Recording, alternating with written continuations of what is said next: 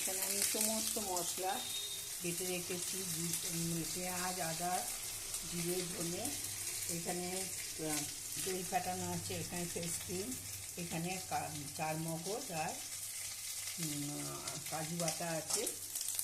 তো আঁচটা কমিয়ে দিই, তাহলে মশলাটা পুড়ে যাবে।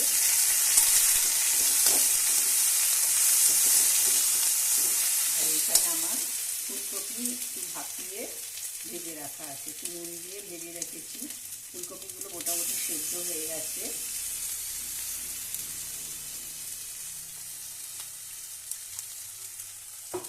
এবার একটু আমি এই মশলা ধোয়া জলটা একটু দিয়ে দেবো।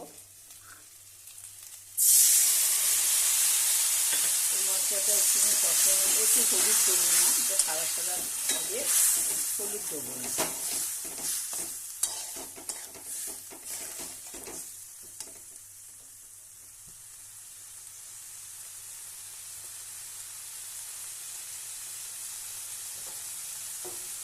ফুলকপিগুলো মোটামুটি সেদ্ধ হয়ে গেছে, দেখুন আমি হাতে করে চিপে দেখাচ্ছি, সেদ্ধ হয়ে গেছে। এটা শুধু মশলার সঙ্গে কষাবো। এতে এবারে আঁচটা কমিয়ে এই দইটা দিয়ে দেবো। এই দইটা এবারে দিয়ে দিচ্ছি। আর এই যে চারমগজ আর কাজু বাটা আছে, এটাকেও দিয়ে দিচ্ছি। দিয়ে এবার সবগুলোকে একসঙ্গে কষাবো। একটু তেলটা ছেড়ে এলে তখন ফুলকপিটা দেবো, কারণ ফুলকপিটা মোটামুটি আমার সেদ্ধ হয়েই গেছে।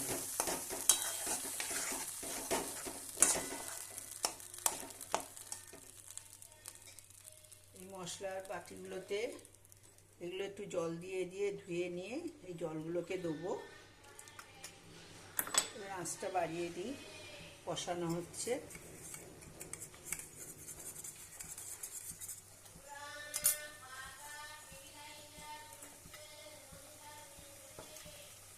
এই মশলাটা কষাতে কষাতে এই বাটিগুলো একটু ধুয়ে নিলাম, অনেক মশলা লেগে আছে।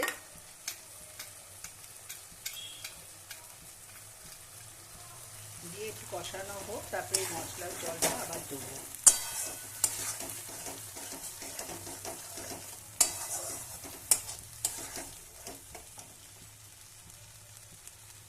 এতে একটুখানি নুন মিষ্টি এবার দেবো। নুনটা আমার ভাপানোর সময় নুন দেওয়া আছে, আবার ভাজার সময় নুন দেওয়া আছে। এটাতে মিষ্টি দিয়ে চিনি দিলাম, আর একটু চিনি দিয়ে দিলাম। আর এটা নুনটা একটু পরে দেবো, নুনটা দেওয়াই তো আছে। মশলার সঙ্গে চিনিটা একটু মাখানো হয়ে যাক।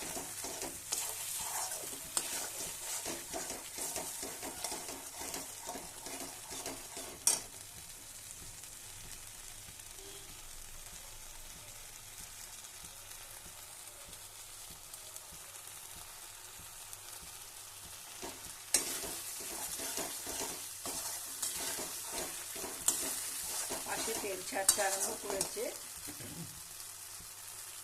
এবারে আমি এই ফুলকপিগুলোকে দেবো। তার আগে একটু জল দিয়ে দিই, তাহলে ফুলকপিগুলো মাখাতে সুবিধা হবে।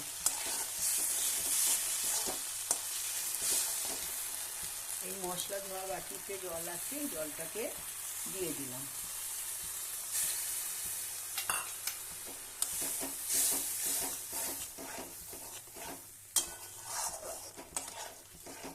আপনারা আপনাদের মতন করে লঙ্কাটা দেবেন।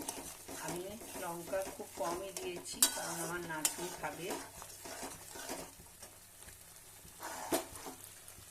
এই ফুলকপিটা দিয়ে দিচ্ছি।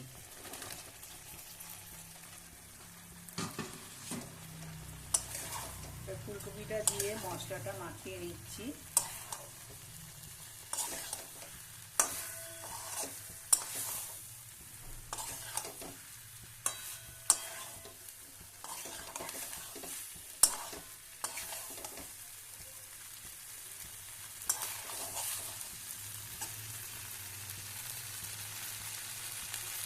এটাই মশলার সঙ্গে মাখিয়ে নিলেই মোটামুটি সেদ্ধই হয়ে গেছে, বেশি সেদ্ধ করবো না কারণ গলে যাবে।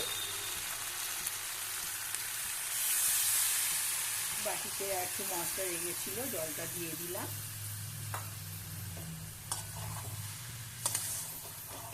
কপির সাথে একটু কষিয়ে নিই আস্তে করে। কপিগুলো দেখুন সেদ্ধ হয়ে গেছে, একদমই প্রায় সেদ্ধ হয়ে গেছে। ওই জন্য বেশি ঘাঁটবো না, কপিগুলো ঘেঁটে যাবে।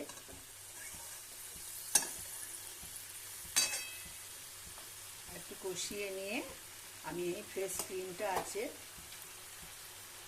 এই ফ্রেশ ক্রিমটাকে দিয়ে দেবো আর ঘি গরম মশলা দিয়ে দেবো।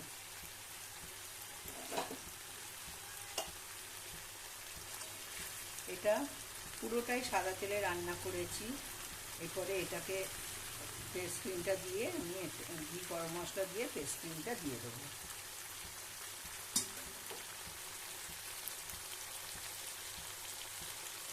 দেখতে সুন্দর লাগছে। আপনারা করে খাবেন, একদম ঘরোয়া পদ্ধতিতে করেছি। ঘরে যা জিনিস থাকে, এই ক্রিমটাও আমি বানিয়ে নিয়েছি। এই ক্রিমটা আমি বানিয়ে নিয়েছি।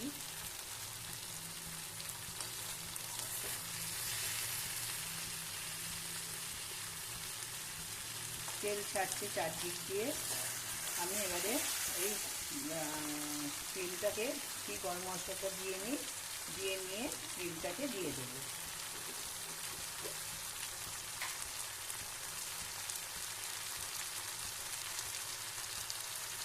একটু ঘি দিয়ে দিলাম।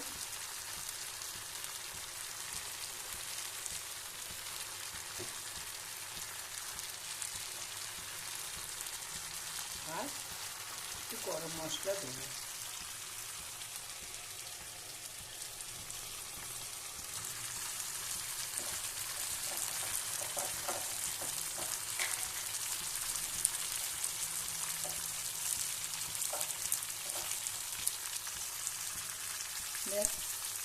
আমার হয়ে গেছে ফুলকপির রোস্ট। দেখুন চারিদিক দিয়ে তেল ছেড়ে গেছে।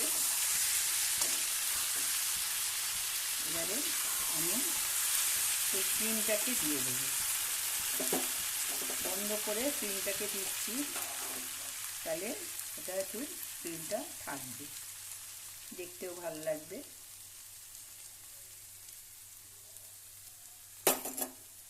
শেষ হয়ে গেল আমার ফুলকপির রোস্ট।